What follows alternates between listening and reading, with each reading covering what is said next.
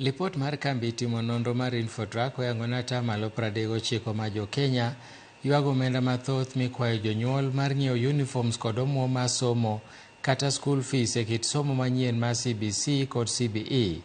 Jonyuol bende ywago nonro manok e wi kit somo no manyien ka atamalo 49 kata atamalo mang'eny mar rang'iny mar somo giwacho ni malo mokalo.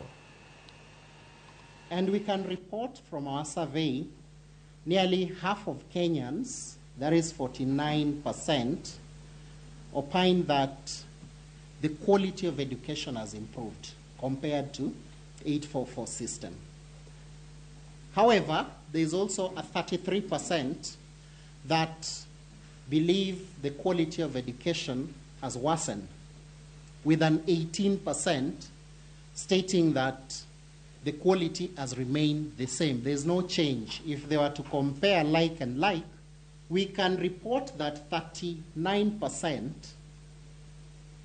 this is both parents and of course learners, have made a complaint, or they've raised the complaint of the high cost of the system.